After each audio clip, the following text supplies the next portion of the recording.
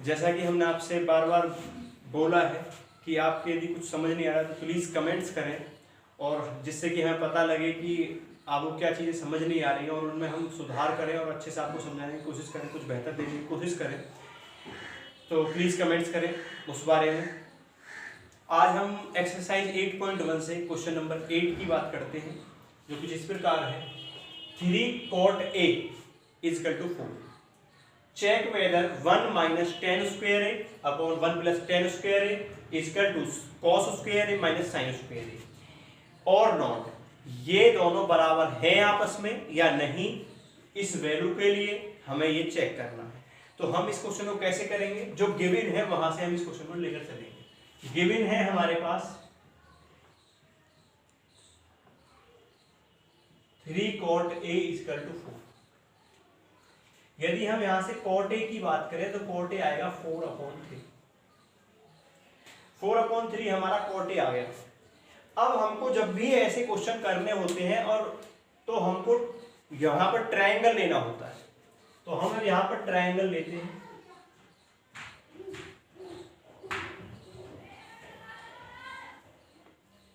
Right angle triangle लेते हैं।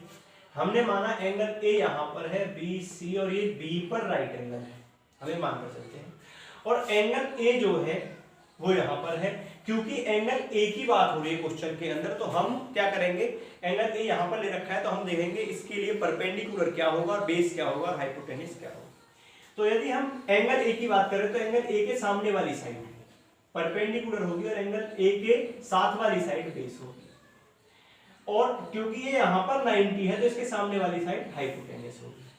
अब हम क्या करते हैं, हम देखते हैं कि ये cot A की जो वैल्यू है 4/3 वो क्या है।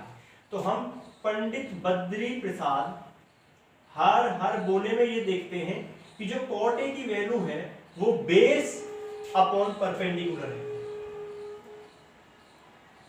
तो हम यहां पर देखते हैं जो बेस है वो 4 है और जो परपेंडिकुलर है वो 3। अब हमारे पास यहां पर हाइपोटेन्यूज नहीं है। जब भी हमको ऐसे क्वेश्चन करने होते हैं तो हमको ट्रायंगल की तीनों साइडों की जरूरत होती है। तो हम क्या करते हैं, यहां पर तीसरी साइड निकालने के लिए पाइथागोरस थ्योरम का यूज करते हैं। जब भी किसी ट्रायंगल की दो साइड दे रखी होती है राइट एंगल ट्रायंगल में, तो हम वहां पर पाइथागोरस थ्योरम का यूज करते हुए थर्ड साइड को निकालते हैं। वी नो दैट, हम जानते हैं, हम क्या जानते हैं, एच स्क्वायर मतलब कि हाइपोटेनस का स्क्वायर इक्वल टू परपेंडिकुलर का स्क्वायर प्लस के बेस का स्क्वायर बाय पीटी। अब जो एच स्क्वायर है वो हमारे पास नहीं है, हाइपोटेनस हमारे पास नहीं है, तो हाइपोटेनस का स्क्वायर इक्वल टू परपेंडिकुलर का स्क्वायर। परपेंडिकुलर क्या है हमारा फिगर में 3, तो 3 का स्क्वायर प्लस बेस क्या है हमारा फिगर में 4 का स्क्वायर। तो हमारे पास ट्रायंगल के अंदर ये दोनों चीज है कि इसका परपेंडिकुलर जो है वो 3 है और बेस जो है वो 4 है।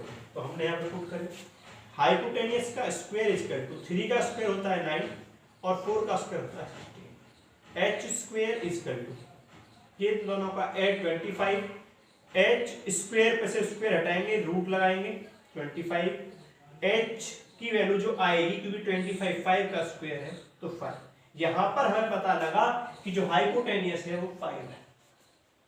अब हमको जो वैल्यू चेक करनी है उसको देखते हैं। चेक वैल्यू के लिए हमें क्या क्या चाहिए, tan चाहिए, tan A, और क्या चाहिए, cos चाहिए, और क्या चाहिए, sin चाहिए। तो हमको ये तीनों चीज चाहिए।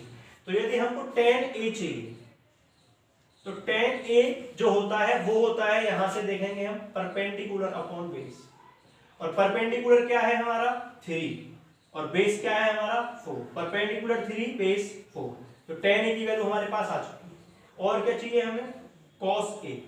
cos A क्या है हमारा, तो base upon hypotenuse, base upon hypotenuse. Base की वैल्यू क्या है 4, हाइपोटेन्यूज की वैल्यू क्या है 5, तो हमारे पास cos A भी आ चुका है। फिर हमको क्या चाहिए, sin A। क्योंकि ये सारी की सारी वैल्यू हमें वहां पर पुट करनी है तो इसलिए हम ये वैल्यू निकालते हैं। तो sin A की वैल्यू क्या है, परपेंडिकुलर अपॉन हाइपोटेन्यूज। परपेंडिकुलर यहां पर क्या होगा 3, हाइपोटेन्यूज यहां पर क्या है 5। तो ये हमारी वैल्यू यहां पर निकल कर आई है, tan की, cos की और sin की। अब इन वैल्यूओं को हम वहां पर पुट करेंगे और ये देखेंगे कि वो इक्वल आ रहे हैं या नहीं आ रहे हैं।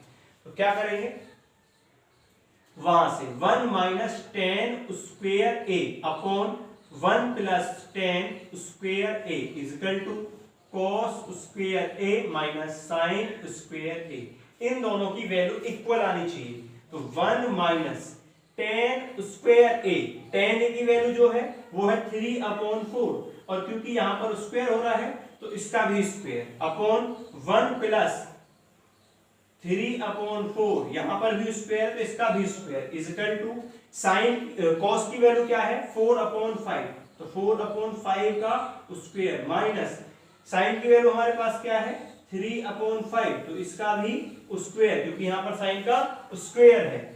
तो 1 माइनस 3 का स्क्वायर 9 और 4 का स्क्वायर 16, अपॉन में इसके भी 1 लेते हैं, ऐसे ही 1 प्लस 9/16, यहां पर भी हम 1 लेते हैं, इजकल टू 4 का स्क्वायर 16, 5 का स्क्वायर 25 माइनस 3 का स्क्वायर 9 और 5 का स्क्वायर 25। यहां पर यदि हम देखें तो हम क्या करते हैं, ऊपर एलसीएम लेते हैं 16, और ऊपर एलसीएम 16 लेने के बाद में क्योंकि यहां पर 1 है तो इसकी मल्टीप्लाई इधर होगी, तो 16 मल्टीप्लाई 16 माइनस 1 माइनस 9 अपॉन, यहां पर भी हम यही काम करते हैं, इसको इधर लाते हैं 16 प्लस 9 अपॉन 16। तो ये हमारा सॉल्यूशन होता है पहले वाले पार्ट का, इधर से इक्वल। इन दोनों का जो एलसीएम आता है वो 25 आता है, क्योंकि दोनों का डिनोमिनेटर सेम है तो ऊपर हम लिख देंगे 16 माइनस 9, और उसके बाद यदि हम देखें तो यहां से जो बचेगा वो बचेगा 7/16, और यहां से जो बनेगा वो बनेगा 25/16 इजकल टू, यहां से इसे घटाने पर आएगा 7/25, और इसको क्योंकि ये डबल फ्रैक्शन बन चुकी है तो ऊपरले वाली फ्रैक्शन सेम रहेगी, नीचे वाली फ्रैक्शन को उल्टा कर देंगे तो ये आ जाएगा। इसके बाद 7/25, यहां से देखें तो 16 से 16 कैंसिल होगा, ऊपर बचा 7 और नीचे डिनोमिनेटर में आया 25 इक्वल टू 7/25। तो ये चेक हुआ कि ये दोनों इक्वल है, वेरीफाई हो गए। Thank you so much, like and subscribe please.